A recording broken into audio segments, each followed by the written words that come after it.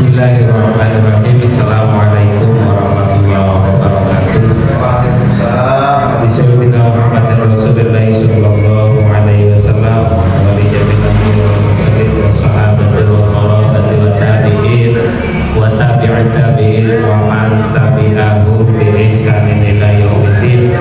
Wa khususan li muallif hadzal kitab Asy-Syaikh Hasyim Asy'ari wa nafa'ana bihi wa bi ulumihi fid dharaini amin amin wa ya mujibas sa'ilin wa li jami' masyayikhina wa syaikhi masyayikhina wa li jami' ustadina wa ustadi ustadina wa li jami' awliya tis'ah wa li jami' awliya fil Indonesia wa li jami' awliya fid dunia wa li jami'il wasis jami'a aqdil ulama radhiyallahu anhum wa sayyidi sadati sufiyatil muhaqqiqin wal ulama'il amilin wal a'immatil mujtahidin annallaha ta'ala ya'mina bihimayatihim wa yubidduna bimadadihim wa yanfa'una bibarakatihim wa anwarihim wa asrarihim wa ulumihim fid dini wad dunya wal akhirah wa li qadri hajatina min hawaijid dunya wal akhirah sallallahu maqasidana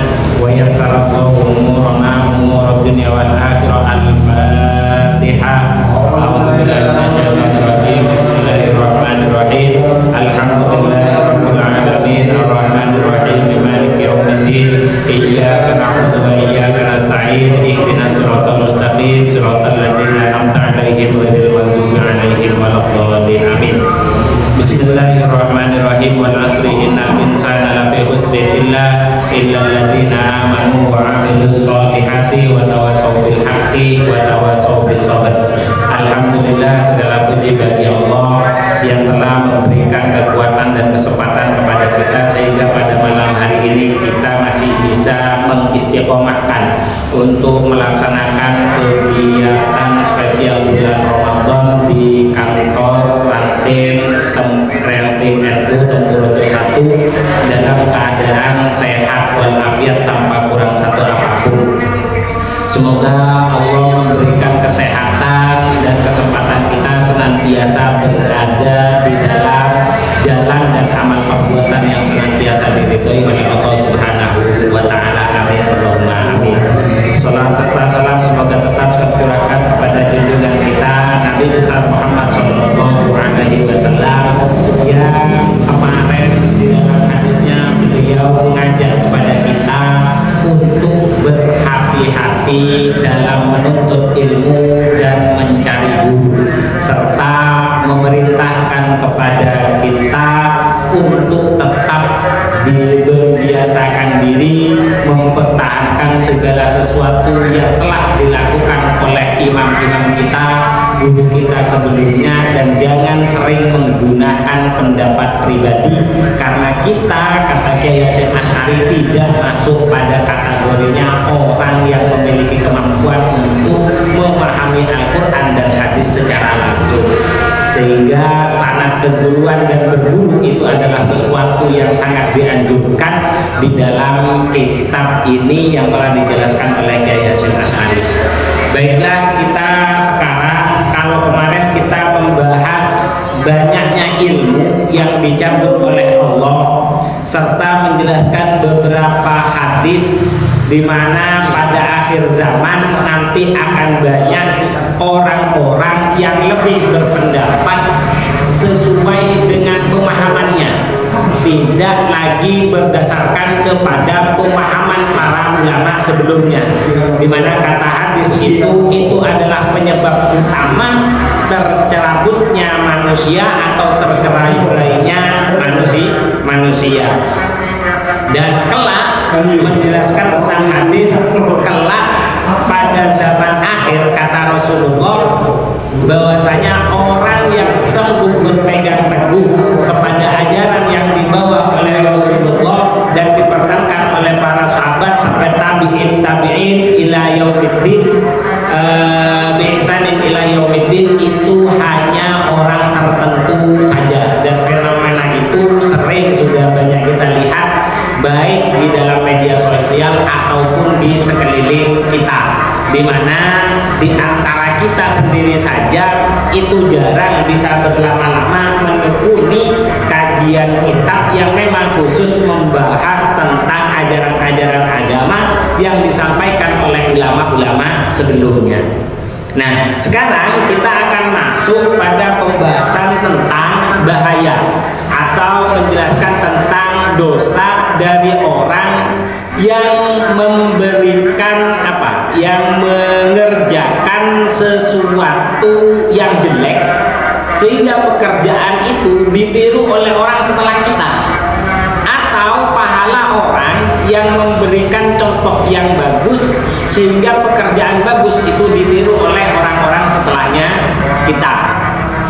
Karena hadis ini atau pelajaran ini memang disampaikan oleh Kiai Hasyim setelahnya pembahasan salah satu penyebab banyaknya manusia itu bertikai dan bertengkar karena seringnya menggunakan pendapat pribadi. Maka dilanjutkan dengan penjelasan yang sekarang, yaitu bahaya dari orang yang mencetuskan hukum atau sesuatu yang jelek dan dia sebagai pemulanya, dia sebagai pionernya. Itu bahayanya seperti apa? Ini adalah hadis-hadis yang akan disampaikan dalam pertemuan kali ini. Kalau di dalam kitab terjemahnya itu sudah kita sediakan dan itu boleh dibawa pulang. Itu ada pada halaman 57. Kita bacakan redaksinya. Bismillahirrahmanirrahim. Wa qad qala al-musannifu rahimahumullahu ta'ala wa nafa'ana bihi wa bi ulumihi fi daraini amin amin wa ya mujibas sa'ilin. Faslun utawi iki iku ana fasal suwiji fi bayani ismiman kang tetep ing dalem mertelakake dosane wong da'a kang ajak-ajak sapa man ila dolalatin maring kesesatan ausanna utawa nyunahake sapa man utawa nyuntukne sapa man sunnatan ing penggawean sayyiatan kang ala. Jadi ini akan menjelaskan tentang itu, yaitu dosanya orang yang mengajak kepada kesesatan dan orang yang mengajarkan pekerjaan jelek. Jadi kalau kita melakukan pekerjaan jelek kemudian ditiru oleh orang lain, ternyata kayak gitu itu enak gitu loh. Nah itu kejelekannya nanti seperti apa? Nah ini yang akan dijelaskan. Kiai Hasyim mengutip pertama kali menggunakan ayat Allah yang berbunyi qala ta'ala sintan Allah subhanahu wa ta'ala wa suci sintan Allah wa ta'ala lan alim ma'luhur sintan Allah. Ayatnya liyahmilu auzarahum, liyahmilu drapun padha nanggung sapa kaum auzarahum ing pira-pira dosane kaum kamilatan kelawan sampurna yaumal kiamati ing dalam dina kiamat. Wa min auzaril ladina lan saking lan nanggung saking dosane wong akeh ya yudilluna kang den sesatake sapa kaum yudilluna kang nyesatake sapa kaum ing al ladina. Itu ayatnya. Jadi kalau sebelumnya ada penjelasan terkait dengan paham yang sesat, yaitu tidak boleh mempercayai reinkarnasi dan tidak boleh mempercayai hukum karma. Jadi hukum karma itu tidak ada. Yang ada itu kayak gini, yang ada kita melakukan kejelekan, terus kemudian kejelekan kita itu ditiru oleh orang lain. Lah, dosanya orang yang melakukan kejelekan setelahnya kita itu juga akan diberikan kepada diri kita. Lah ayatnya jelas, ayatnya liyahmilu auzarahum kamilatan yaumal qiyamah wa min auzaril ladzina yudillunahum. Itu ayatnya. Jadi nanti di hari kiamat ada orang yang menanggung dosa besar selain dosanya sendiri, sekaligus dosanya orang yang melakukan kejelekan gara-gara sudah diajari jelek. Jadi lek sampean ngajari elek di siapa saja, maka setiap kejelekan itu dilaksanakan oleh orang lain, kita juga akan mendapatkan dosa. Jadi kalau yang kita kenal itu adalah pahala jariah, ternyata dosa jariah itu juga ada. Ayatnya itu juga ada. Kalau di sini itu ayatnya dijelaskan di dalam surat An-Nahl ayat 25. Itu di terjemahannya itu. Terjemahannya halaman 57. Itu yang pertama, ayatnya ada di dalam surat An-Nahl yang menjelaskan tentang dosa jariyah. Jadi kalau ada amal jariyah, dosa jariyah pun itu ada. Keterangannya ada di dalam Al-Quran surat An-Nahl ayat 25 tadi yang sudah saya bayangkan. Hadis, di dalam hadis juga ada wa akhrajalan ngartoake sinten Abu Dawud, sahabat Abu Dawud wa Turmudzi lan Imam Turmudzi. Kemarin sudah saya jelaskan membaca At-Turmudzi itu bisa At-Tirmidzi, bisa At-Turmudzi, bisa At-Tarmidzi. Itu keterangannya ada di dalam kitab Adhkar Nawawi. Jadi tidak usah kaget, ada saudara kita itu bacanya bukan At-Turmudzi, terus bacanya At-Tarmidzi, tidak usah kaget, kitanya yang kurang baca. An Abi Hurairah saking dan riwayatake saking Abi Hurairah radhiyallahu an. Qala dawu sinten Abi Hurairah. Qala dawu sinten Rasulullah sallallahu alaihi wasallam. Man nyatane dawu man utawi sapa wong iku da'a aja-aja sapa man ila hudan maring pitutu kana moko ana iku lahu kedue man apa minal adri saking piwales misla ujuriman hale ngupamani ganjarane wong tabi'ahu kang anut sapa man akhir ing man awal layang kusukan ora kurang apa dalika mengkono ajru min ujurihim saking ganjarane man awal sayan kelawan suwiji-wiji kang gedhe. Wa man utawi sapa wong iku da'a aja sapa man ila dolalatin maring kesesatan kana moko ono alaihi ngatasé man minal ismi bayane saking dosa misla asami man hale ngupamani dosane wong tabi'ahu kang anut sapa man cedhek ing man awal layang kusu kang ora kurang apa dalika mengkono ajru min athamihim saking dosane mandaa sayan ing suwiji kang gedhe. Itu dalil dari hadis yang menjelaskan tentang pahala jariyah dan dosa jariyah. Yang kata Rasulullah, barang siapa yang mengajak kepada petunjuk Allah, maka dia mendapatkan pahalanya mengajak sekaligus pahalanya orang yang diajak. Jadi orang yang diajak melakukan kebaikan itu misal sampean mengajari sholat duha, sampean dapat pahalanya sholat duha, dan orang yang diajari sampean melakukan sholat duha itu juga mendapatkan pahala sekaligus sampean mendapatkan pahalanya orang yang melakukan sholat duha gara-gara sampean ajari. Begitu juga dosa pun seperti itu kata Rasulullah.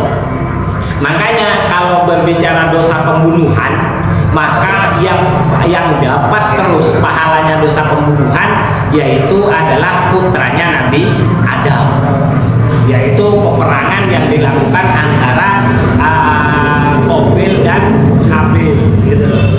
Jadi dosanya itu Habil terus dapat gitu loh, karena telah membunuh Qabil. Wa akhraja, hadis yang lain, wa akhrajalan katoake sinten Muslimun, Imam Muslim min riwayati Abdurrahman bin Hilal kang saking riwayate Abdurrahman bin Hilal an Jarir bin Abdullah al-Bajla kang saking Jarir bin Abdullah al-Bajla radhiyallahu an fi hadisin ing dalam hadis tawilin kang dawa. Qala dawu sinten al-Bajla fihi ing dalam hadis. Faqala maqanuli dawu sinten Rasulullah sallallahu alaihi wasallam. Man nyatane dawu man utawi sapa wong iku sanna gawe sapa man fil islami ing dalam agama Islam sunnatan ing penggawean hasanatan kang bagus falahu moko iku tetep kedue man ajruha utawi pahalane hasanah wa ajruman lan pahalane wong amila kang amal sapa man biha kelawan hasanah ba'dahu ing dalam sakwuse man sanna min ghairi ayang uso saking yen to min ghairi ayang uso saking tanpa yen to ngurangi apa aman min ujurihim saking pahalane man sanah sayan ing ing suwiji kang gedhe. Wa man utawi sapa wonge iku sanna gawe-gawe sapa man fil Islam ing dalam agama Islam sunnatan ing penggawean sunnatan ing penggawean sayyiatan kang elek kana moko ono iku alaihi kedue man sanna sunnatan sayyiatan wizruha apa wizruha dusone sayyi'ah wa wizruman lan dusone wong amila kang amal sapa man biha kelawan sayyi'ah ba'dahu ing dalam sakwuse man sanna sayyi'ah min ghairi ayang kuso saking tanpa yen to ngurangi apa ajar min auzarihim saking pira-pira dusane man sanna sunnatan sayyi'ah syai'an ing suwiji-wiji kang gedhe. Itu ya, ini sama artinya dosa jariyah dan pahala jariyah itu dalilnya banyak sekali, artinya kuat. Makanya hendaklah kita berhati-hati kalau sudah menjadi figur. Kalau sudah menjadi figur, kita sering bisa ditiru oleh orang, gaya kita sering ditiru oleh orang, maka berhati-hatilah dalam mempergunakan kepercayaan orang lain atau perilaku kita harus betul-betul dijaga. Takut pekerjaan yang itu kategorinya jelek, ya kan, ditiru oleh orang lain, maka kejelekannya pun kita juga akan mendapatkan. Hadis yang lain, qala sinten Mujahid rahimahumullah taala fi tafsiril ayatil madhkurah, yang dalam nafsiri ayat kang wis ketutur, yaitu ayat apa? Yaitu surat An-Nahl ayat 25 yang menjelaskan di hari kiamat itu ada orang yang menanggung dosanya sekaligus menanggung dosanya orang yang telah disesatkan. Bagaimana penafsiran Syekh Mujahid? Hamalahum gawa sapa kaum dzunuba anfusihim ing dosane awak dhewe ne kaum wa dzunuba man lan dosane wong atau ahum kang taat sapa man ing kaum wala yukhaffif lan ora ngringanake apa dalika mengkono-mengkono dzunub amman saking wong atau ahum kang wis taat sapa kang wis taat ing kaum syai'an ing suwiji-wiji kang gedhe.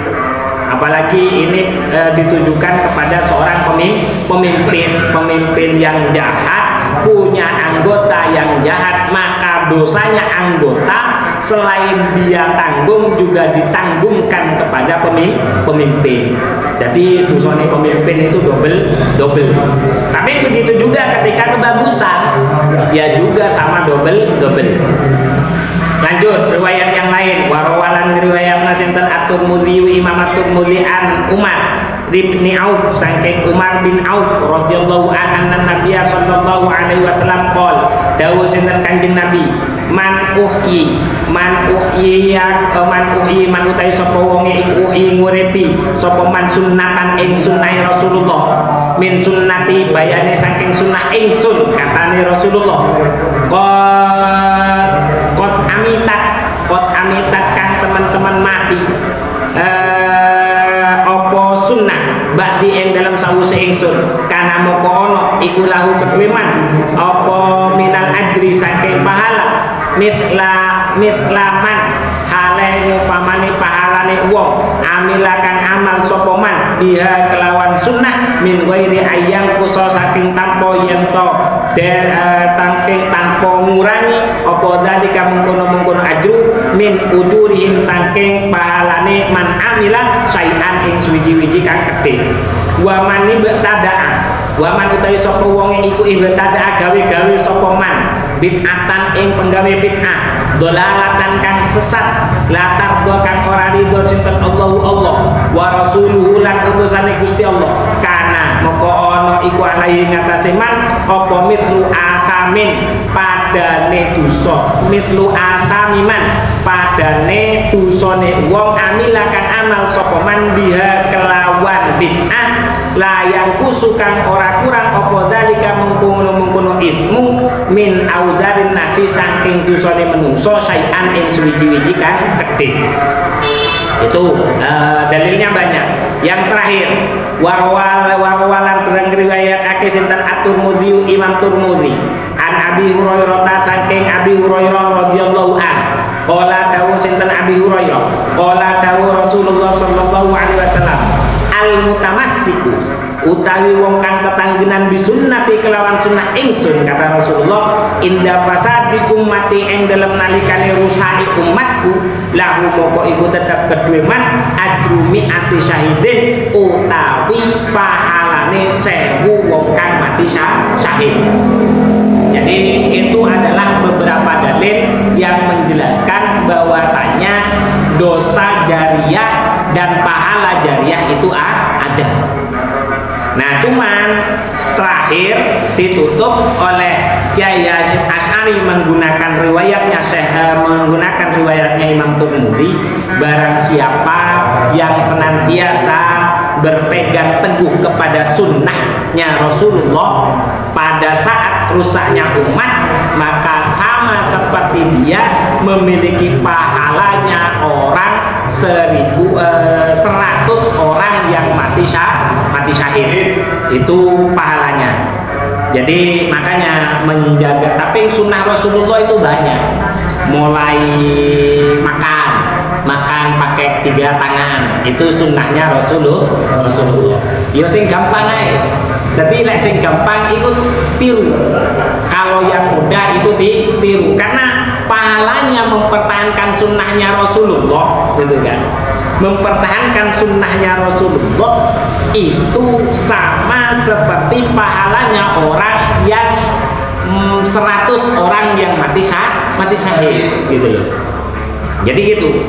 Jadi meniru sunnah itu banyak. Sunnah itu banyak. Pakai baju warna putih, pakai baju warna biru, ya kan? Warna hijau, itu sunnahnya Rasulullah, ya.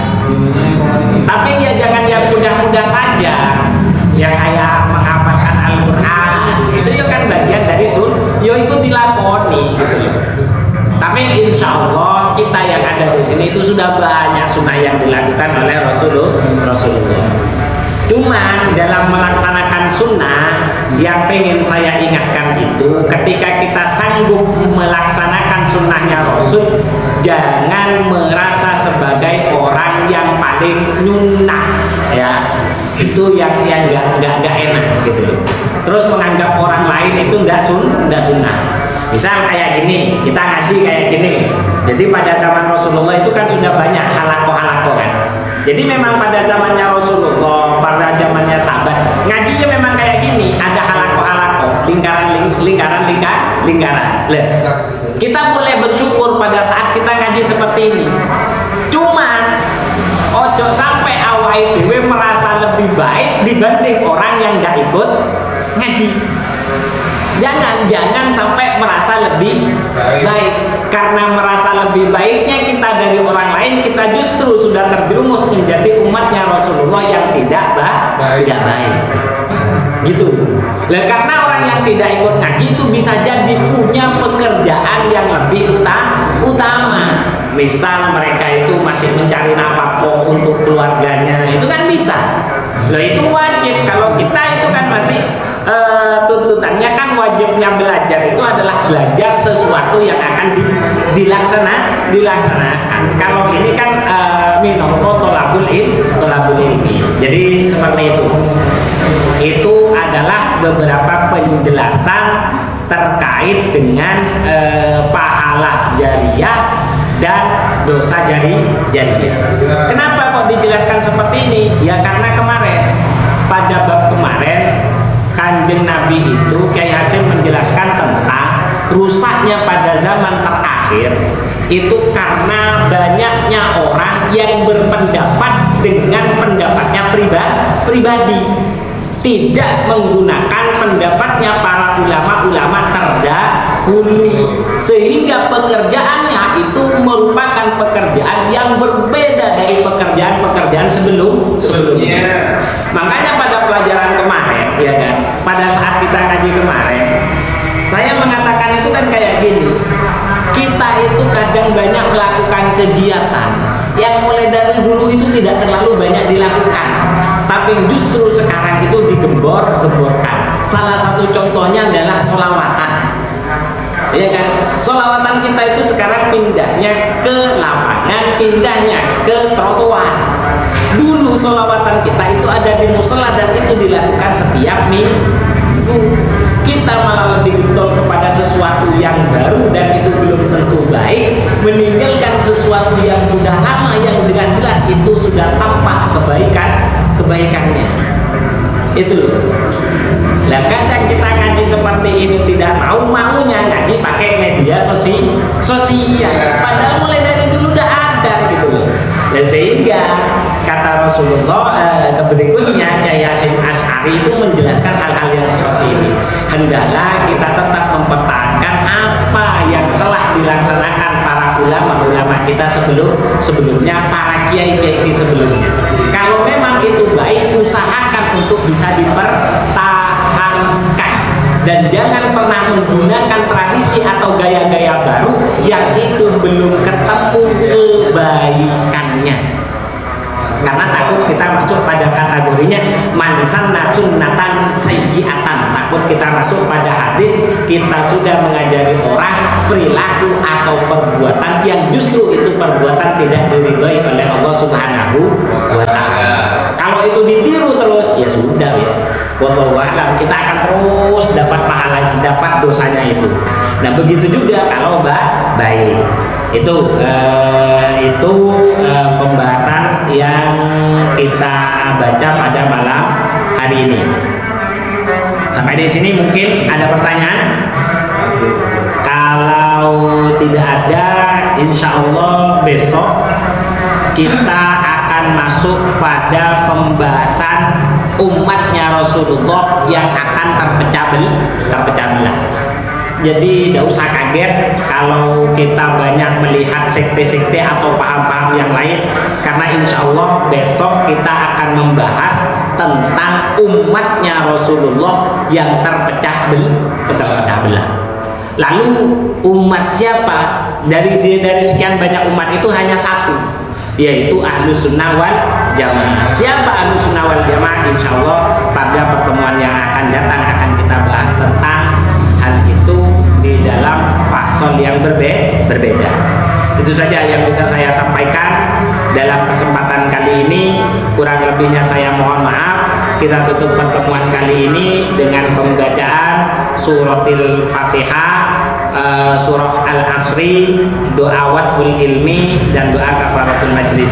Ala hadiniyah wa ala kulli niyatin salihah wa na khususan li muallif hadzal kitab Asy-Syaikh Hasyim Asy'ari wa nafa'ana bihi wa bi ulumi fi dharain amin wa li jami' masyayikhina wa syaikhi masyayikhina wa li jami' ustadina wa ustadi ustadina wa li jami'il awliya'i tis'a wa li jami'il awliya' fil Indonesia wa li jami'il awliya' fid dunya wa li jami'il muassis jami'an nahdlatul ulama radhiyallahu anhum wa sayyidi sadati sufiyatil muhaqqiqin wal ulama'il amilin wal a'immatil mujtahidin anna Allah ta'ala yahmina bi hidayatihim wa yumidduna bi madadihim wa yanfa'una bi barakatihim wa anwarihim wa asrarihim wa ulumihim fid dunya wal akhirah. Al-Fatihah.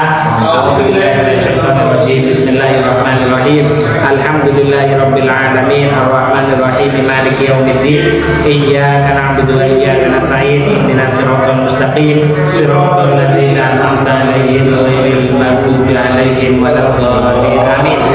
Bismillahirrahmanirrahim. Wal asri innal insana lafi khusrin illa alladzina amanu wa amilus solihati wa tawassaw bil haqqi wa tawassaw bis sabr.